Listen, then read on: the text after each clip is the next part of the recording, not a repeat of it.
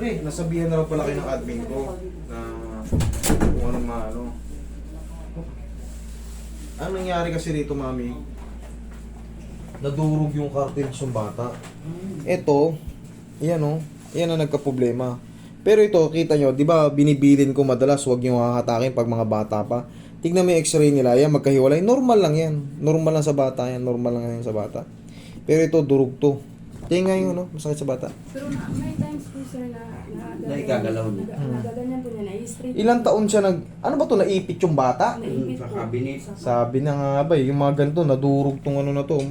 Siyempre, 2 years old yung bata, naipit ng cabinet. Malamang, madurog yan. Ngayon kasi 7 years old na siya, 5 taon nang nakalipas. Magsi-7 pa po. O sabihin natin, 4 na taon nang nakalipas. Oh, yung itsura pa lang nito, oh, mukhang may trauma yan dati. Tamo yung ano, yan oh. Yun ang Yan. nadurog siya. Yan ang nadurog. Dudurog yan. Eh, ikaw ba naman, 2 years old? Gano'ng kaliit yung 2 years old? Maliit pa yung buto. Masakit ba eh? Hindi. Isa Pag lang ganito. siya. Bisaya po kami, sir. Ganyan kagaya di Sa oras. Tagalog? Hindi, oro. Ano ba sa Di ba, sir, Tagalog? pupunta Sakit. po kayo ng Davao? Gani. Sakit? Hindi daw. Gani. Sakit? Gani. Gani. Wala. Baba. Oh. Na. May sakit? Sa loob lang. Wala naman pala sakit eh. Wala nga pong sakit. Oh. Sino po nagsabi ng masakit? Eh, ano pa gagawin nyo? Ano po yung, ito po ba? Okay na. Oo. O yan po. Sige. Ang ibig ko sabihin, kaya tinatanong ko kung masakit. Kasi ibig sabihin galing na. Kasi may mga pagkakataon talaga tumatabingi yung mga ano pag nadidisgrasya. Ang mahalaga niyan, pag grip niya, walang pain. Grip mo ko be, hiigpit. Gunite siya, gunite. Gunite, masakit be. Okay naman eh. Mami, pag pinilit ko pa tong straighten, okay naman eh oh. Okay naman ang tsura, konti lang pagbabago. 4 na taon na kasi namin, pag pinilit ko tong biyakin o yung ganunin, magmamamaga to kasi yung mababasag ko yung cartilage niya ulit. Ngayon, wala namang masakit. Lalaki pa rin yan. Lalaki pa yan. Pero magaganito. Oo. Hindi na may gaganito ng todo. Pero, normal na po yan. normal na yan. May grip niya. Yun ang mahalaga ron. Kasi yan, hindi na ko na pwedeng basagin to sa loob ng 4 na taon.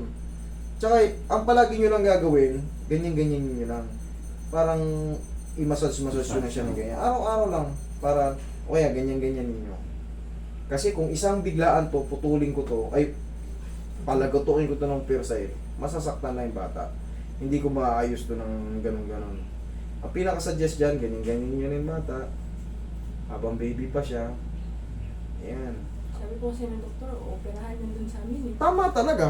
Eh, kasi, Operahan talaga? operahan yan, babaguhin, kikis-kisin yung na yan, naglaman. Tapos ililipat ng konti yan. Pero kung ano sa tingin ko, hindi naman kailangan operahan. Bata pa to eh. Maano yan? Ayos naman yung thumb niya eh, wala namang masakit. Wala na po. Mapabawasan na ng konti, nakaganyan na ng konti. Pero hindi Hindi makaka-apekto. ng ganito. Hindi naman makaka-apekto sa kanya. Pero sir, may times na tumitigas. Hindi, inaagagan Oo. niya. Pag magsusulat siya, sir ba? Pag nag-aaral siya, pag magsusulat siya ng matagal, siya, mama, na-straight na daw yung hands. O yung maganda pala, di pagsulatin nyo lang magsulat nyo yung bata. Pero ano po, sir, time, ano lang, parang minutes lang or ano, ginaganyan niya kasi masakit daw. Hindi, alam mo, siya rin pala nakaka-discover ng ano niya eh. Kung yun ang kasi kailangan niyang therapy na eh. Kasi nakagalingan na, 4 years na. Kung yun ang nakakapag-frustrate sa kanya, hayaan mo lang konting sakit lang, yung mga ano naman yun. Hindi, bata yan, mabilis ang metabolism yan, mabilis gumaling yan, mabilis siya kaya. Sa una lang iyak yan bukas, Wala na po. takbo-takbo na naman yan. Hindi katulad pag matanda na pilay. Wala na, habang buhay ng pilay. Yan, okay lang pala. Sa pagsusulat, magana siya magsulat. O yun pala eh. Ma'am, hindi ko to pwedeng galawin. No? Yung trauma na Ito, wala yan. Good yan mga yan. Wala nga po Ito, ng fracture. wala. Ito, fracture to before. Fracture yan before. Ikaw ba naman 2 years? Ang liit ng kanipis ng daliri ng bata, 2 years old. Mabagsakan ka ng cabinet. Pit-pit talaga yan. Hindi po yung lower po Kasi sir, hindi kami marunong tumin. Ang akala namin, Hmm. pa siya, akala namin na anuan lang, yung parang nalamanan ba yung buto. Yung pala, ano siya, yung na ano pala, parang nadurog. Ganun. Nandurog yan. Tama naman kayo magkakalaman yun kasi mabilis ang paggaling ng bata. Bata. Ang metabolism ng bata napakatuloy. Yan oh, nadurog yan before. Tingnan mo iba itsura. Kaya nga po sir, Iba itsura. parang may lang. Yan oh, nakalabas siya. Lumiko na, no? Oo. Ngayon, syempre, nakagalingan na. Mabilis gumaling yan. 1 buwan lang. Wala kang 1 buwan. Pag ganyan bata ba, baby pa, ang bilis niyan. Lalo, apat na taon, matigas na matigas niya, kaya wala nang masakit siya. Pag pinilit ko kasing biyakin yan, hindi naman kasi siya sa pinaka-joint. Sa pinaka-ano siya, yung proximal bone. Hindi na siya sa pinaka-distal lang. Dito na siya sa, parang pinaka-ulo ng ano, malapit sa ulo, parang leg. Ito yung ulo, ito yung distal, sabi natin yung ulo. Yung dito siya sa boundaryhan eh. Ayan ang boundaryhan. Kaya yun yung proximal bone, matigas yan. Pag binasag ko yan, ayun na, mag-iyak lang yung bata. May tituwid, pero basag yan. Pero mabilis gumaling. Ang problema, syempre, hindi ko naman gagawin yun eh. Iyak lang ng The best bata. na ano sir, massage na lang siya. Oo. Umaga na umaga sir. Oo, gaganon-ganon yun lang.